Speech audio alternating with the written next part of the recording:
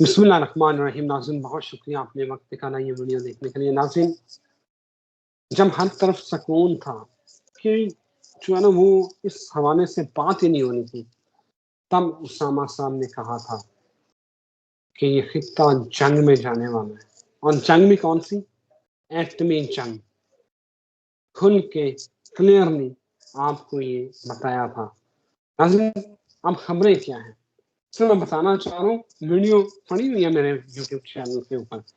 आज आपको बताने जा रहे हैं कि खित्ते में अब नया क्या होने वाला है, कितनी तबाही, कितनी जंग, क्या मामलात होने वाले हैं। अब सुन लें सब्जी मामलात क्या है। मेरे नाज़रीन जरा गौर से सुन लें। बहर हिंद में जो जजीरा है, डियागो गार्सिया, ईरान क्या उस पर हमला कर सकता है? सब्जी B-2 जदीद जो लड़ाका तैयार है अमेरिका ने, वो पहुंचा दिया उस जजीरे के ऊपर। कोई खतरा है? जदीद लड़ाका तैयार हैं वो पहुंचा दिए हैं। बगराम एयरपोर्ट अफगानिस्तान में CIA के वाइस चीफ जो है वो पहुंचे और उनके तैयारे वहां पहुंच गए। सबसे बड़ी डेवलपमेंट रूस के हवाले से सच्ची हुआ ये है कि जनाब रूस ने जो फाइटर जेट्स हैं और सॉरी जो न्यूक्स हैं जो कैपेबल हैं बॉम्बिंग के, वो लॉन्च कर दिए हैं। ये होने क्या वाला है, ये सादा डेवलपमेंट नहीं है। उसामा साहब मेरे साथ मौजूद है जिन्होंने ये पेशगोई की थी, इन्हीं से जानते हैं। और जो एस्ट्रोलॉजी है वो पीछे रह गई है। मुझे लगता है इनके पास कोई जो है ना वो मौकलात भी आ गए हैं जो उन्हें खबरें आके बता रहे होते हैं, और इंटरनेशनल मूव्स के ऊपर इनकी बड़ी गहरी नजर है। तो मोहम्मद उसामा अली से पूछते हैं कि उसामा साहब ये क्या सिनेरियो बनने जा रहा है, होने क्या वाला है, ये आपने कैसे स्मेल किया कि ये मामलात होने वाले हैं और आगे का नक्शा क्या बन रहा है? Russia, Iran, Bagram airport Afghanistan में अमेरिका, गार्सिया के ऊपर अमेरिका के फाइटर जेट पहुंच चुके हैं। क्या सिनेरियो बन रहा है? जी बहुत शुक्रिया आपका। बिस्मिल्लाहिर्रहमानिर्रहीम, अल्हम्दुलिल्लाह रब्बिल आलमीन, अल्लाहुम्मा सल्ली अला मुहम्मद व आले मुहम्मद। असल तो जो इस वक्त का समझ लें कि शहजादा उसके आने की वो क्या कहते हैं माहौल बन रहे हैं, और जो हवाओं में शोर है वो उसी की सिमत गामजन है। और ये तो खैर उसको समझ आएगी जिसको मैं समझता हूँ कि इंतजार होगा किसी के आने का, या कोई तैयारी में होगा, या कोई चाहत में होगा किसी के आने की। और अल अजल वो सिर्फ जबानी नहीं कह रहा होगा, उसके दिल भी उसकी गवाही देता होगा, उसकी जिंदगी भी उसकी गवाही देती होगी। तो ये एक्चुअल तो अगर इस बात को मतलब ना लिया जाता, सामने ना रखा जाता, तो देखिए एस्ट्रोलॉजी तो सिंपल सा फार्मूला देती है। एस्ट्रोलॉजी तो जस्ट ये बताती है कि सैटर्न ने अपना साइकिल पूरा किया 30 इयर्स का, लोगों को रियलाइजेशन करवानी है, उसने उसने एहसास दिलाना सबको कि क्या गलत किया, क्या अच्छा हुआ। एक जैसे कहते हैं ना कि जिंदगियों को उस नहज पे लेके जाना है जहाँ ये रियलाइजेशन होने लगे कि क्या गलत किया, कहाँ गलत किया इन 30 सालों में। ये उसका आखिरी 2.5 साल का पैच होगा। दूसरी तरफ से जो सैटर्न राहु कंजंक्ट है, यस वो एक सिचुएशन है जो पानी में उछाल को दिखाता है कि पानी में कोई उछाल आएगा, हवा और पानी से कोई भूकंप बने जैसे। फिर ये जो 6-7 प्लैनेट जो इकट्ठे हुए एक ही हाउस में, ये कोरोना टाइप कोई आने का जैसे कहते हैं कि सीन को दिखाता है। उसके बाद जब हिरोशिमा और उन पे एटम बम चले थे तब सूरत हाल सैटर्न राहु कंजंक्शन वैसे ही था। और मकाफात अगर गिरहन अमेरिका के देखे जाएं तो मकाफात उसकी तरफ वापस होता लगता है, और सूरत हाल ये बनती है कि कहीं ना कहीं जी। उसामा साहब, मैं भूल ना चाहूँ एक क्रेडिट और आप ले लें, सिर्फ मैं, क्योंकि ये नाजरीन को बताना चाह रहा हूँ कि आपने कहा था कि स्टॉक मार्केट उड़ेगी, इकोनॉमी तबाह होगी। सर आज की खबरें देखें, क्या हालात हो गए हैं। और ये बात 4 महीने पहले ट्रंप अभी आया नहीं था और हम कह रहे थे कि ट्रंप को आने दें।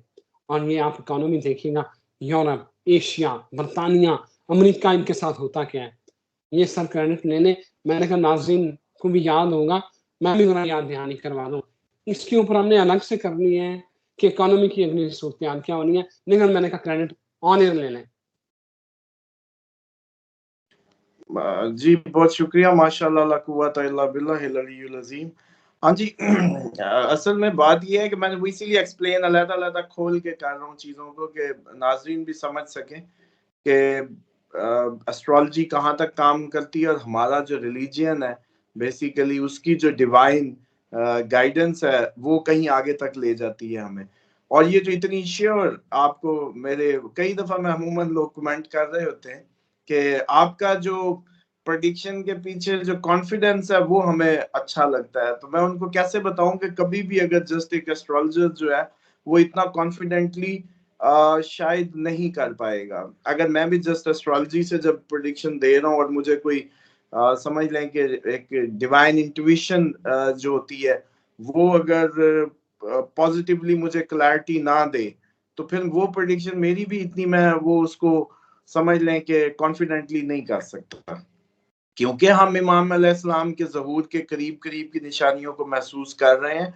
तो सीधी सी बात थी, जंगें चाहिए थी अब हमें, और हर चीज जमीन बोस होनी थी, हर चीज शिकस्त और रीख्त का मजा लेना था। इकोनॉमिक सिस्टम, हमारी सोचें, हमारे ज़हनों के बनाए हुए निजाम, वो सब के सब तबाह बर्बाद होने थे। तभी तो हमने कहना था कि वो अब आए जिस जो असल अहल है इस जमीन के इक्तदार का और इंसानों को उस सिमत में ले जाए जिस सिमत के लिए तमाम अंबिया जैसे कहते हैं मबूस होते रहे इंसानों को वो जिंदगी और वो फलाह देने में देने के लिए कह लें।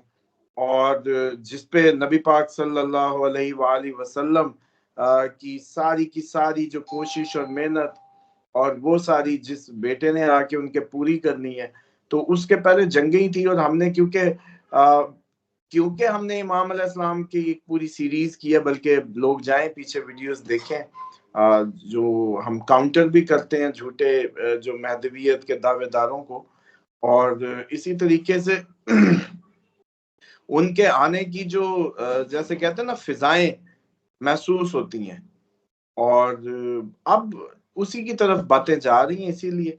और अब आते हैं कि ये टेक्निकली जो खित्ते में सूरत हाल है, इंडिया, पाकिस्तान, ईरान डेफिनेटली इस 2 महीने में इन पे हमला करेंगे, होगा। ये सब के सींग फंस जाने हैं। एक प्रेडिक्शन, एक liner, India, Iran, Pakistan definitely in तीनों के तीनों में जंगी माहौल, जंगी सूरत हाल, इन पे अटैक, इनकी किसी कंट्रीब्यूशन किसी जंग में कोई किसका बने ये तय है। दूसरी, इनके अंदर जो हुकूमती सतह पे कोई तब्दीलियां, कोई प्रेशर, कोई मामला, कोई होमलैंड सिक्योरिटी बड़ी एक्टिव हो जाए, अपोजिशन को ये दीवार के साथ लगाया जाए, साथ ही कोई जैसे कहते हैं सिस्टम और पार्लियामेंट के दरमियान जैसे कहते हैं ना वजीर आजम सदर और पार्लियामेंट के दरमियान में भी कोई खींचातानी शुरू हो सकती है, इंडिया, पाकिस्तान, ईरान तीनों में। और जो आपने जिस जजीरे का नाम लिया है, चांसेस हैं कि उस पे कुछ मार दिया जाए या वो इनके बैड़ी बेड़ों पे मारे। क्योंकि दो बातें हैं, अब इनको अलग अलग समझ लें सारे व्यूअर्स जो है। पानी को उछलना ही उछलना है हवा के साथ, पानी को हवा के साथ एक फुल बूम कंडीशन में उड़ना है। अब वो अर्थक्वेक कर दे या वो एटम बम कर दे, दोनों ही चांसेस भरपूर होंगे। और ये तो हो गया आपकी पट्टी जो ये समंदर है जो इसका असर है, लेकिन ये असरात आप इधर भी जो हमारा साउथ ईस्ट एशिया है सारे का सारा, वो सारे का सारा अंडर थ्रेट है वो भी। क्यों? क्योंकि वहां भी अर्थक्वेक के नतीजे में पानी का उछाल आ जाए, सुनामी बन जाए, या जो आप देखते हैं जब भी अब जल्जले आ रहे हैं तो उसके बाद वो देखते हैं तहों से व्हेल्स और दूसरी मछलियां सतह पे आई होती हैं जो बड़ी गहराई में रहती हैं। तो उससे जाहिर हो रहा है कि पानी ने उछलना ही उछलना है, बेशक आप बम मार के उछालें, बेशक अर्थक्वेक उछालें। अब जहां जिना आम है वहां अर्थक्वेक्स होंगे, और जहां दूसरा जिना की उस तरीके से रेशो नहीं है वहां आपका ये एटम बम या हथियार चल रहे हैं, इस तरीके की सूरत हाल हो।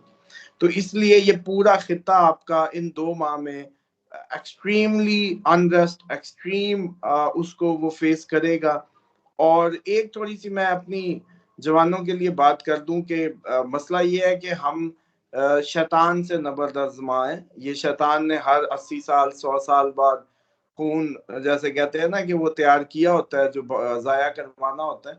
तो इसीलिए हुक्म भी ये है कि खुद खून बहाते रहा करें ताकि आपके सदकात, आपके सर का सदका उतरता रहे। तो घरों में कोशिश किया करें कि आप मुर्गियां, जानवर जो भी हैं घर में ला के ज़िबा करवाएं और खून बहाएं, फिर उसको कसाई को कहें ले जा भी काट के ले आए। इस तरह की प्रैक्टिस जरूर करें अब से, सब के सब लोग ही। मंगल वाले दिन हो तो बहुत अच्छा है, लेकिन खून बहाना शुरू करें।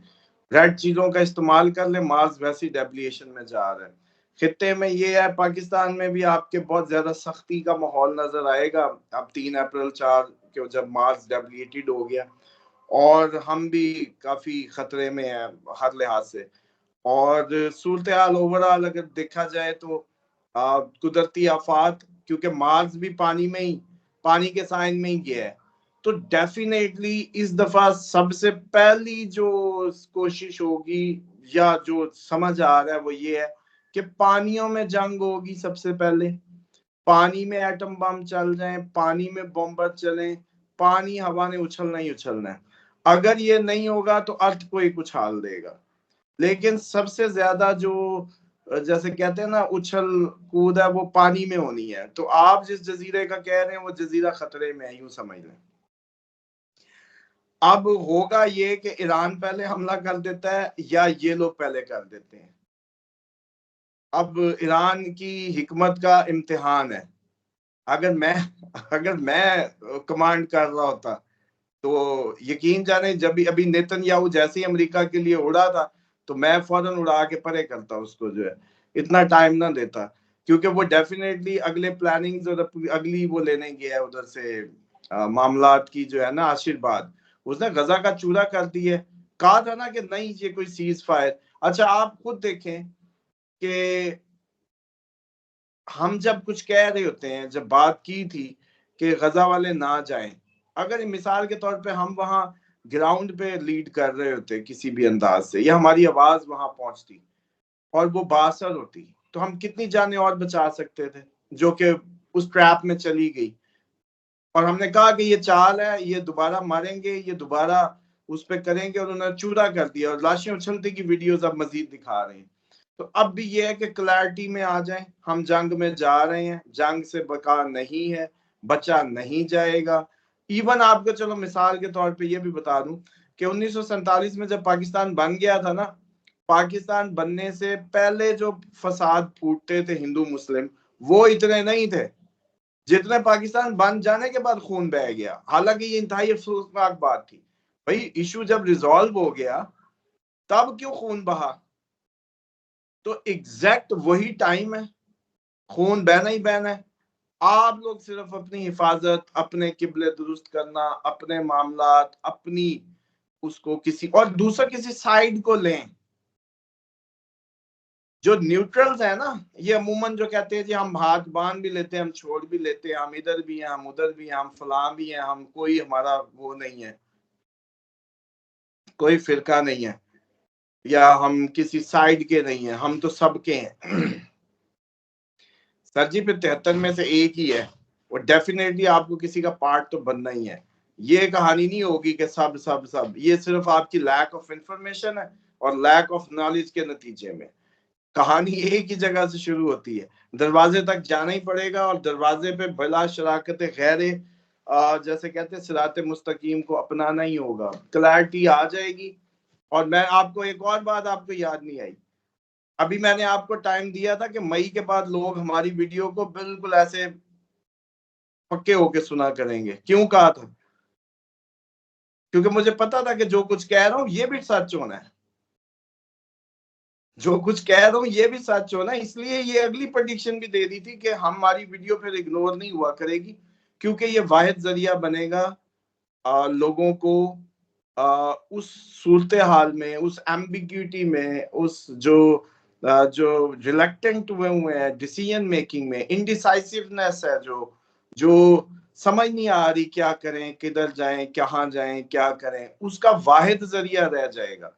इसलिए मेरी रिक्वेस्ट है, जितना मेरा इस टाइम फैन या फॉलोअर्स या जो भी बुजुर्ग देख रहे हैं, हमसे ज्यादा एक्टिव लोग हैं हमें देखने वाले, हमसे ज्यादा साहिब नजर लोग हमें देख रहे हैं, सबको रिक्वेस्ट है कि कम से कम इस चैनल को, इस वीडियो को, इसको मैक्सिमम आप शेयर भी किया करें, सेव भी कर लिया करें, इसके क्लिप्स भी बच्चों को कहा करें, लगाया करें, चीजों को मैक्सिमम करें, क्योंकि आगे वक्त तैयारी का इतना ज्यादा टाइम नहीं है, ताकि जितनी आप हम सब में एक वो इज्तिमाई रियलाइजेशन जरूरी है किसी भी कदम उठाने के लिए बढ़े, तो वो फिर ही पॉसिबल हो। Thank you very much Usama साहब, बहुत शुक्रिया आपके वक्त का। नाज़रीन, आपने उसामा साहब को सुना कि खित्ते में आगे क्या होने वाला है। मुझे इजाज़त दें, एक नई वीडियो के साथ फिर हाजिर होता हूँ। तब तक अल्लाह हाफिज़।